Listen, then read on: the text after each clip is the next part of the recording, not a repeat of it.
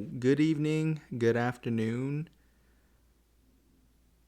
good morning, wherever you're at.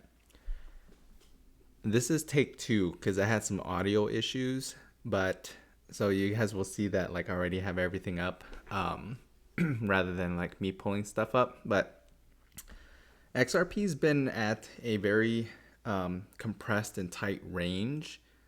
We'll kind of review through it today, and I'll break down my thoughts. And I'm not a financial advisor by all means, and what I'm doing with XRP is just doing weekly charting and just reviews, so that way I can understand where my positions are at and hold myself accountable, to make sure that I am looking into what I'm investing in. But yeah, I've gone through a couple life updates that I will, go back to the channel, and then I'll make some updates. One of it, and I have my DJ set here, so if you guys see me going over and stuff, it's because my keyboard's on the other side. But yeah, I'll kind of talk you guys through what my thoughts are for XRP. Overall, the market is doing great. Market cap is blowing up, which is always good. Ethereum's up 48%, so kudos to you guys that are invested in Ethereum. Bitcoin is down 10%, XRP 35% for market cap.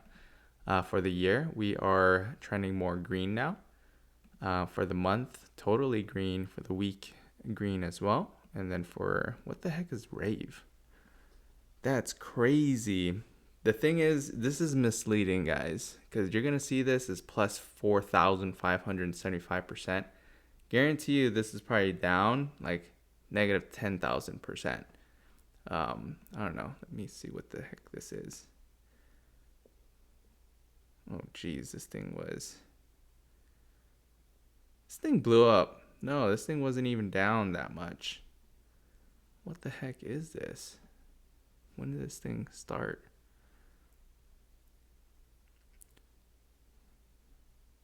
Can I do anything more? I mean, it's been chilling here for a while. Whatever happened, it blew up. I don't know what it is. I'm not a financial advisor, and yeah, I don't know. Just doesn't seem like a real utility type coin. I mean, you can get in there and short it, I guess. That's what I don't know. Okay, I'm not gonna spend too much time on that. So just got stuck. It's 4,000%. That's a lot. And then let's see, XRP is number 4 now. Let's drill into this guy. Market is at neutral, so we're a lot optimistic overall. And yeah, we're still chilling at the 136 range. 136 to 160 is the high. Nothing else. Final shakeout before the big bounce. I think there is some good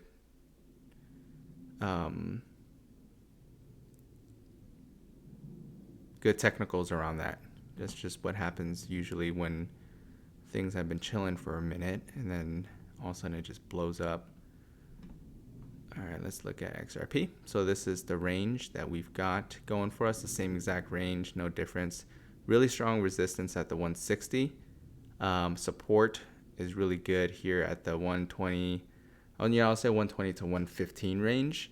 That's usually when I've been doing a lot of dollar cost averaging in. If it does break the 160, we'll look up to the 190 area. No different, right? Week to week, it's been chilling like that. But I think we are getting closer to the compression range, and it's getting exhausted, right? That's usually what happens. But yeah, this is the long picture. So we've got a long way up. Doesn't mean that it can't skyrocket, but you're investing, so take it with a grain of salt. You're not looking for those quick wins. Investing is keeping your money and your asset for at least 4 years. If you're new to my channel, this is what I preach. Is investing and trading are completely different and require different mindsets.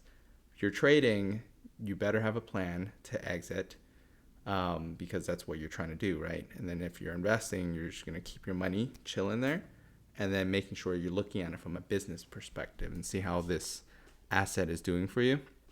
So that is the difference. Let's see what Perplexity has to say. Let's see. I already did this for XRP, so I'm not going to do it again. It's still here. XRP is trading at 136. Okay. For the week, XRP is hovering around 134 to 137 this week. And then the market's been unable to reclaim the 140 plus area, with the bigger picture remaining weak because the XRP is still far below its 50-day and 200-day moving averages. So we are chilling there. Clarity Act status. So Clarity Act is still in the Senate Banking Committee, and the latest reporting says the market is targeted for the last 2 weeks of April after the Senate returns from recess on April 13th. So the current baseline draft is still the March 23rd stablecoin yield text, which bans passive yield on stablecoin balances and leaves unresolved issues around DeFi, token, and then also token classification and tokenization treatment. So the bill is still considered important for XRP because a passed version would likely push XRP into the clearer commodity framework under CFTC rather than leaving it in regulatory limbo. So some of the big things that's going to happen next is we'll want to look into the near-term catalyst, with the Senate banking and the revised draft in the next 2 weeks, probably like today. And then if that slips again, it's not going to be pretty. It's just going to weaken the odds. And then for XRP price, the key thing is whether broader crypto risk sentiment can improve enough to pull it back above 140, which is the range that I was thinking about, 140, 150. And then we'll target the 190. So those are the different ranges. A couple things that is going on with me. If you guys, just are here for the weekly charting, you can just exit now. But a little snippet of what's going on with me and my day-to-day life. I've got a couple things for my day job that's changing up. I'm just kind of in limbo mode for a new role that I'm looking for. It's going to be, and I don't want to jinx it, so, I'll see what I'm going to get as far. I went through all of the interview processes, and it's for an executive role, which is a huge deal for me, just because I'm, what is it? First generation, second, I don't know. I was the firstborn in the States, and no one else in my family has even graduated high school. So for me to be a corporate executive is a huge milestone. So that's one of the things that I'm pending right now.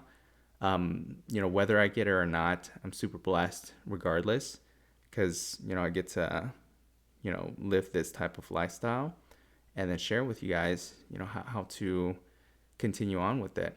And I do it just because I love what I do, right? So, whether I get it, cool. If I don't, I'm fine where I'm at as well too. But I'm always striving for more. So that's the reason why. I went through 5 interviews.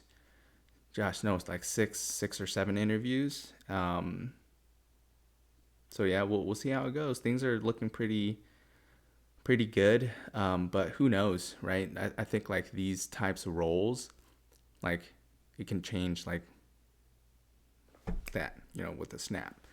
So we'll continue seeing how this week goes. If good news pops up, I'll definitely share with you guys as well too on my channel. And I've got a couple other things and brands and businesses that I'm starting just for fun, right? So I'm doing it with a couple of my buddies. Getting back into entertainment life, and I'll share that journey as well too. So a lot of changes, a lot of content, not enough time. So I need to go back and then reevaluate some of my time management.